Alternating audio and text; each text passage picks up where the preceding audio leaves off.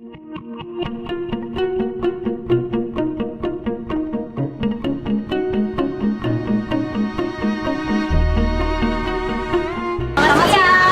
saya Nurina Fatimah. Saya Nur Cahyati.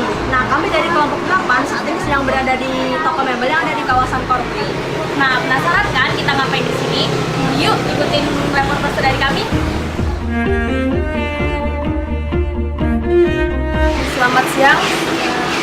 Sekarang kita berdua akan mewawancarai salah satu owner atau pemilik dari usaha mebel di daerah Korpri. Beliau juga sekaligus ketua paguyuban mebel sebandar Lampung. Kami berdua mahasiswa fakultas hukum. Kami diberi tugas oleh dosen kami untuk mewawancarai beberapa pengusaha yang ada di Bandar Lampung ini untuk dijadikan tugas kewirausahaan. Kami meminta waktu kepada Bapak untuk menjawab pertanyaan-pertanyaan yang telah kami berikan. Pertanyaan pertama, sejak kapan kasih pembukaan? Saya memulai usaha ini dari tahun 2010. Dari tahun 2010 setelah nikah kemudian membuka usahanya di sini. Tapi sebelumnya waktu saya masih mahasiswa sudah ikut mengelola gitu, punya keluarga dari mahasiswa itu. Nah, kemudian setelah sudah lulus kuliah kemudian berumah tangga baru memberanikan diri untuk membuka sendiri di Korpri ini bulan Februari tahun 2010. Jadi ini tuh usaha turun-temurun gitu ya? Kalau turun-temurun enggak sebenarnya, cuman keluarga besar itu hampir ada 3 orang, saya 6 bersaudara, itu usahanya mebel semua gitu. Makanya ya ngikut-ngikut juga dikit-dikit gitu. Tapi sebenarnya saya belum seberapa tertarik tadinya untuk usaha furnitur itu gitu. Kalau saya lebih cenderung kepada otomotif misalnya, lebih second gitu.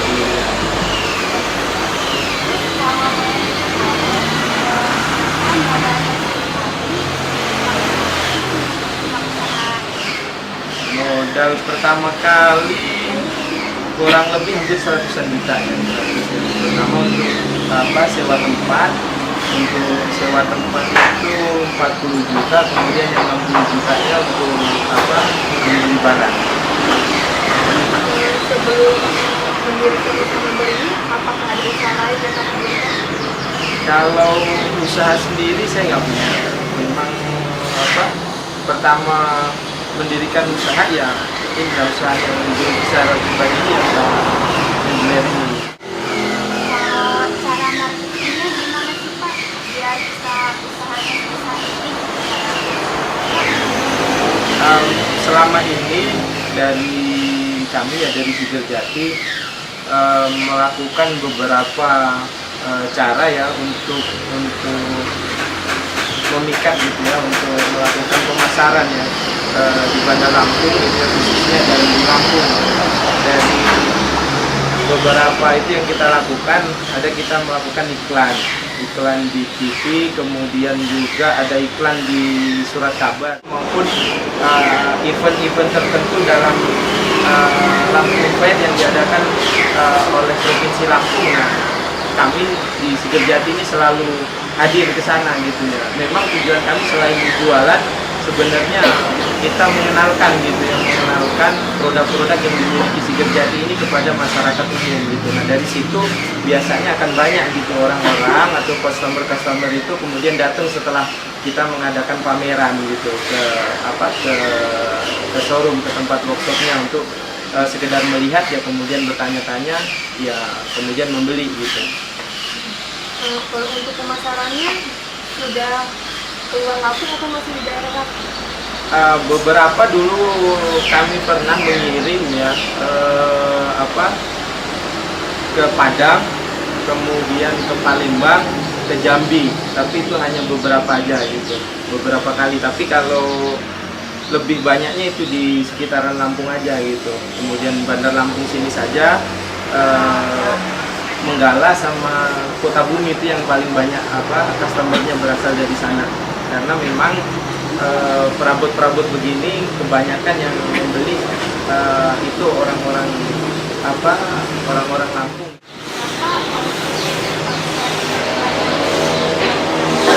Kalau kita ada dua cabang ya, satu di sini kemudian satunya ada di Kota Bumi. Kalau hari-hari biasa itu kisaran 250 sampai 400 ya, 300 400, karena sekarang ini kondisinya lagi memang agak sulit ya, mungkin ini bertahan di 250-an gitu.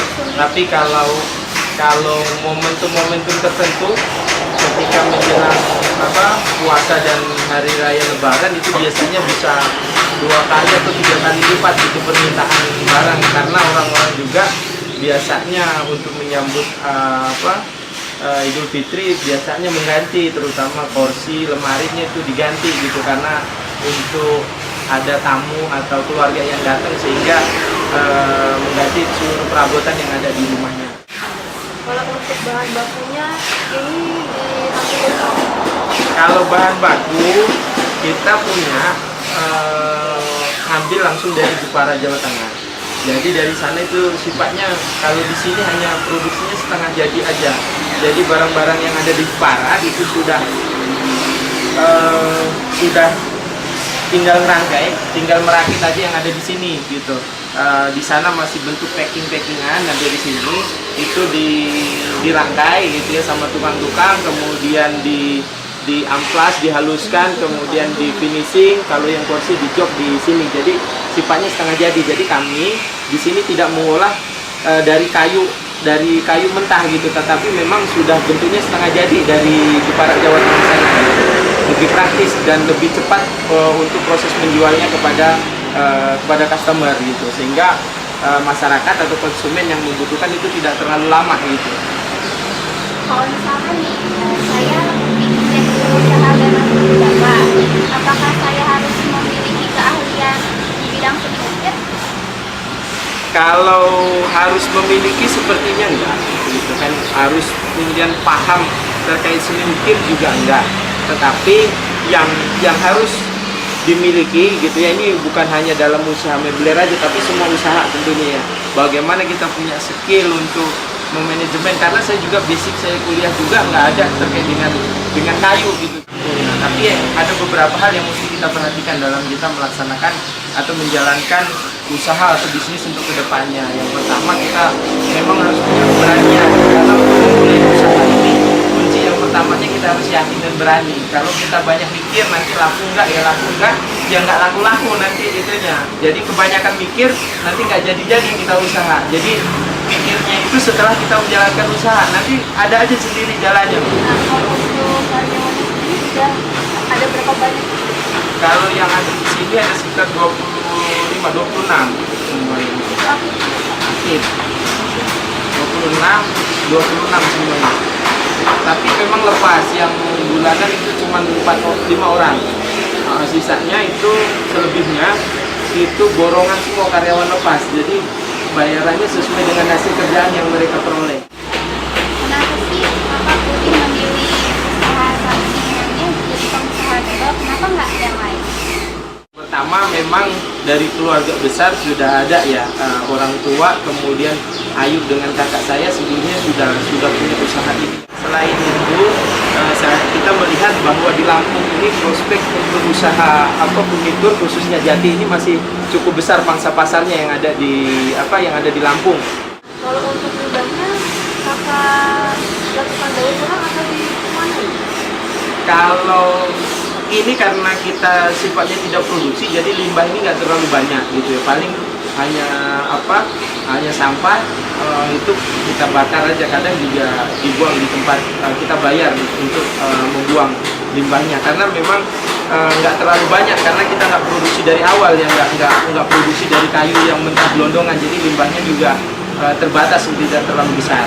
Untuk perizinannya apakah sudah Ini berbentuk CP, itu lengkap, situ, siup, CDP, NPWP-nya kita lengkapin aturan-aturan yang ada gitu. Karena selain itu perlengkapan gitu ya, prosedur yang harus kita penuhi ini juga biasanya selalu diminta ketika kita mengikuti proses-proses proses pengadaan barang gitu ya. Karena selain memang ini langsung ke user, ke customer, kadang-kadang kami juga ikut proses pengadaan barang ya, kebutuhan meubiler yang ada di Provinsi Lampung ini, baik yang dari pemerintah maupun yang instansi-instansi swasta. Biasanya beberapa perusahaan atau di beberapa pemerintah kita sering ikut proses pengadaan barang gitu ya, terutama yang kursi atau kebutuhan untuk alat-alat kantor, itu kebutuhan kantor.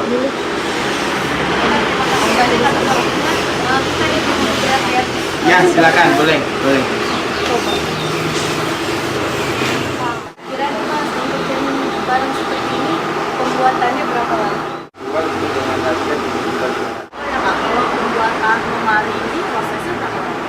Kalau yang ini karena ini kiranya cukup banyak, biasanya bisa sampai 2 minggu 3 mingguan, karena proses pengerjaannya cukup lama ya, finishingnya ya, karena kiranya cukup tebal, besar juga, jadi mesti rapi gitu ya, biar tidak mengecewakan apa-apa supir.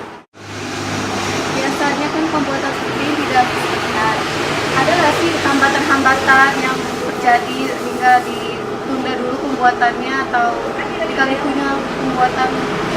Kalau secara ini kan nggak paling kendalanya itu aja Pak, jadi terkadang ada kendalanya teknis saja semua, karena kita ini misalnya dari Jepara, kadang-kadang pengiriman baik itu ekspedisi ataupun pemesanan dari Jawa Tengah datangnya ke sini itu kadang-kadang kelamaan, jadi kadang-kadang juga konsumen cukup sabar gitu untuk menunggu, karena kadang-kadang pengirimannya itu memakan waktu yang lama. Belum lagi kalau sekarang ini yang jadi kendala itu mati lampu, jadi sering mati lampu, kadang-kadang juga nggak bisa melakukan proses untuk finishing gitu. Selain mati lampu, dan sekarang juga curah hujannya cukup tinggi kan. Nah, curah hujan cukup tinggi itu dalam kita bekerja melakukan proses finishing terhadap lemari seperti ini bisa berpengaruh juga gitu, karena kalau musim hujan biasanya dia akan gembur gitu. Jadi hasil finishingnya nantinya itu kurang bagus gitu dibandingkan ketika cuaca cerah.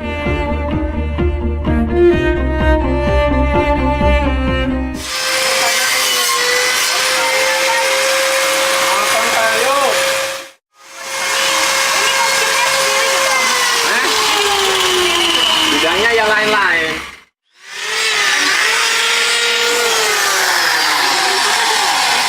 Kayak gini tuh biasanya berapa lama Om? Kayak gini di mana maksudnya? Kayak Gini yang eh, ukir-ukirnya terus Iya, dirangkai jadi satu Heeh. biar sampai jadi mebel. Jadi seminggu jadi satu. Seminggu jadi jadi satu gitu. Satu tuh satu set. Oh, Tahu satu satu set sama set nggak? yang lain juga gitu ya. Nah, kalau kayak gini enggak. Oh, Enggak. jadi di bagian ini Om cuma masang-masang doang gitu. Yang mungkin beda lagi gitu ya. beda lagi. Oh.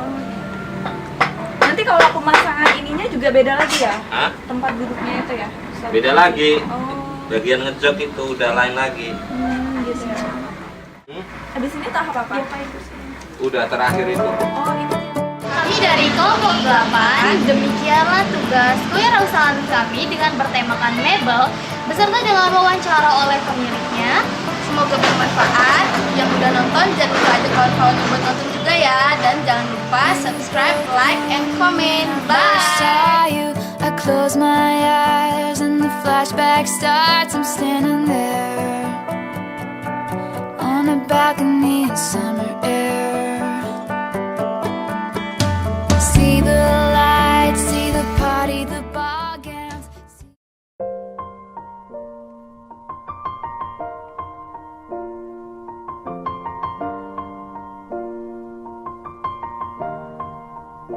It's been a long day without you, my friend. And I'll tell you all about it when I see you again. We've come a long way from where we began. Oh, I'll tell you all about it when I see you again. ada Nadianya. Nggak sampai habis juga nggak apa-apa deh kayaknya. Siapa Prisma? Pris, ini lagi rekam kan berarti? Found another path. I know we love to hit the road and laugh, but something told me that it wouldn't last. Had to switch up, look at things different, see the bigger picture. Those were the days, hard work forever pays. Now I see you in a better place. How can we not talk about family when family's all that we got? Everything I went through, you were standing there by my side, and now you gon' be with me for the last ride. Been a long day without you, my friend. And I'll tell you all about it when I see you again. We've come a long way from where we began. So I'll tell you all about it when I see you again. Tell you. When I see you again.